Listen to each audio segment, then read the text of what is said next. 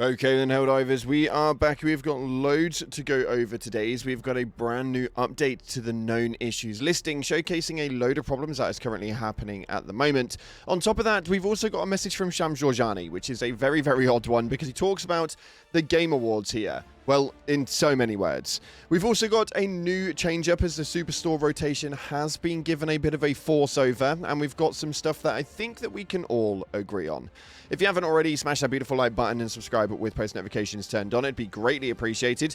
Make sure you check out our incredible sponsor, GamerSupps, the company that offer esports athletes and gamers alike with the most effective and healthy energy drink option, and we've now got loads of new stuff dropping every single week, so make sure you check that out via the link in the description. Use code CloudPlays at checkout for a cheeky discount. And if you want to get your hands on some free super credits, it's very simple, man. Head down to the comments and put in a fire emoji. That will enter you in, and we'll announce that one over the next few days. With that being said, let's dive into the game and see what's happening right now inside of Helldivers 2. So starting off, we're going to take a look at the Galactic War table, where right now we've got 4 days and 23 hours remaining on the major order. We've managed to finally liberate Fury, which is a very, very nice movement indeed. We've got that thing done. Now we need to break into K and Mox, and these two planets are both attached in here by Verilia 5, meaning that we actually have to liberate Verilia 5 to gain access to the said planets. So right now we've got the DSS over there with 20,000 Helldivers diving in to go in the low resistance 1.07 planet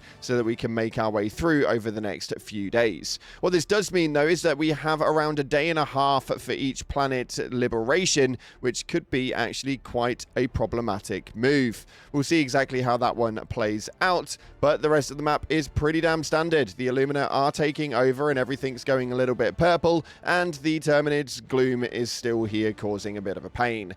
Nonetheless, nothing else to report on the Galactic War map, so just get over to the automatons and you guys will be able to do your thing over there.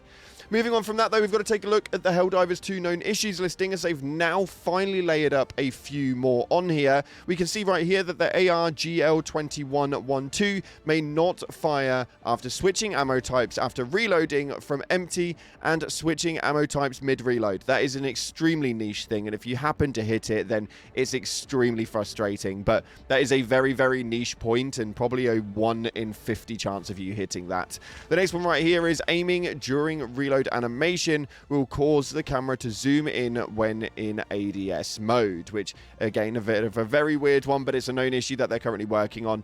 One that I didn't know about, but the SG-88 break action shotgun will reload only 1 shell at a time.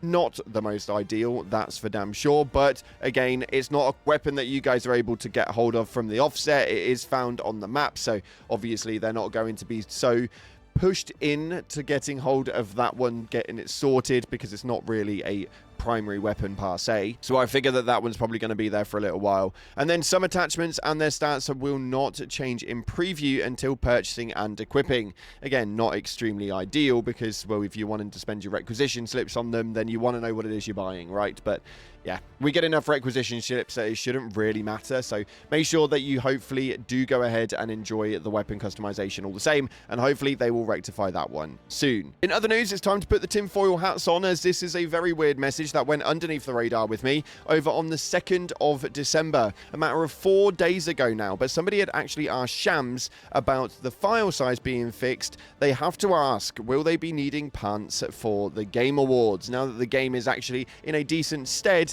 and we've got the file, slim file?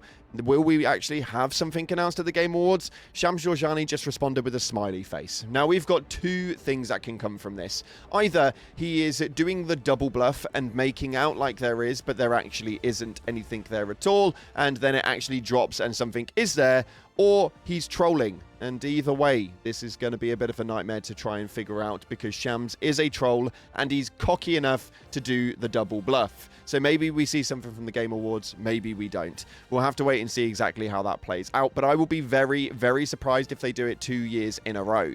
Yes, it's one of the biggest platforms to showcase things on in gaming, but I would just be very surprised if they did something that everybody was expecting a year after already doing it.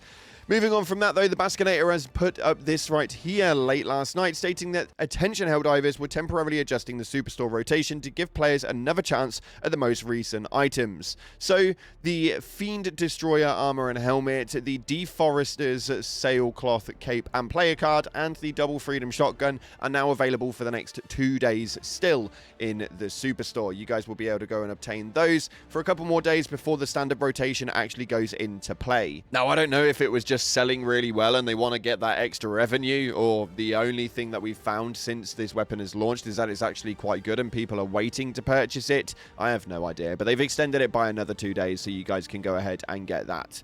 One cool thing I want to draw to your attention, though, is this post right here that they've randomly put up with absolutely zero context at all. It states right here, "Stop the lifeless destruction, enlist today." Issued by the Ministry of Defense, crush the machines before they consume us all. Official communication of Super Earth. Now, I actually do quite like these little art pieces. I really, really enjoy them. I think that the Ministry messages are genuinely some of the best artworks that they actually push out. So I'm extremely here for that, and make sure that we listen to Super Earth and go and just take out those clankers. I think it's really important. But another thing I think is actually really important was this Reddit post right here that was put up by an accomplished Layer 884. And it states, "Can we all agree to at least one thing? The game is too hard, the game is too easy.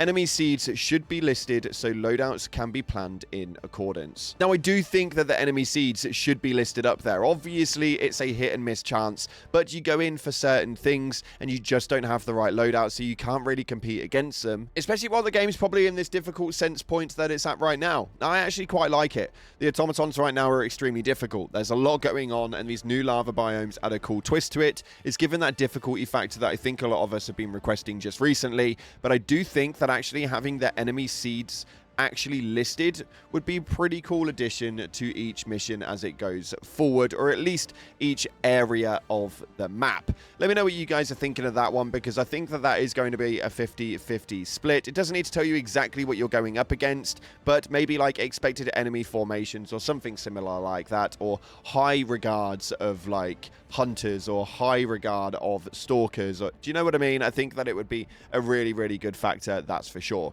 Moving on, though, we've got another one right here, which was a very, very weird one. This states, "Socialist propaganda? What does it say?" Now, apparently, on the Platinum, exactly what it states is Platina 500 kg. Now, there is no way that this thing weighs 500 kilograms. We struggle to be able to move with a minigun being fired, but yet a 500 kg plaque of platinum we are just wandering around with like it is absolutely nothing at all.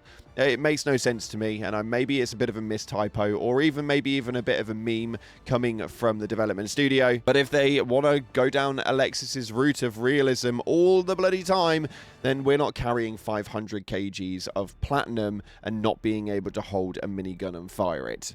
That's just my 2 cents on the matter.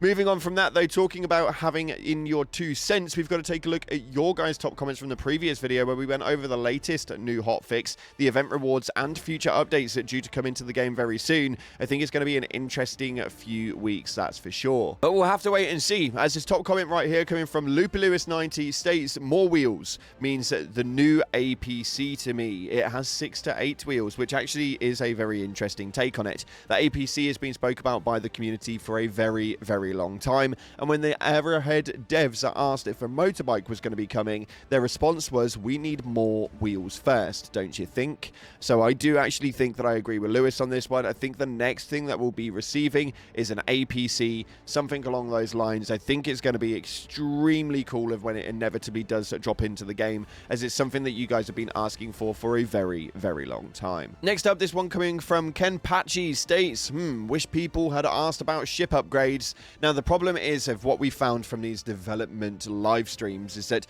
people ask a lot of questions. A few questions that I had even put in there was things such as the update cadence and the content cadence, and now that we've got the game into a stead where we're releasing content again, can we expect a casual flow of it? They didn't even answer that. A lot of the questions that were being asked in there, they were skirting around. People probably were asking about ship upgrades, but I just don't think that they would have actually addressed it.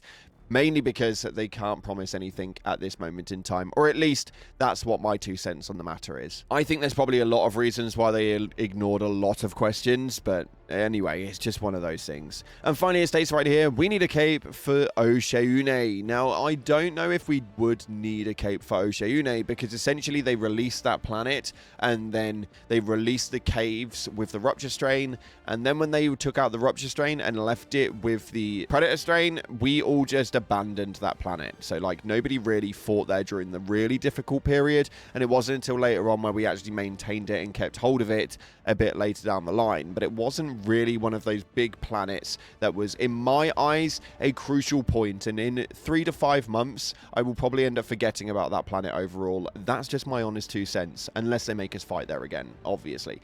Nonetheless, so unfortunately that's all we got time for today. If you guys want to feature in the top comments for the next video coming up probably tomorrow, then make sure that you hit the comment section below, put something relevant to this one right here, and then the top comments will feature in. Let's get the conversations whirling out there, Helldivers. Thanks again for watching. If you haven't already, like, subscribe, appreciate your faces, and as always, I'll see you in the clouds.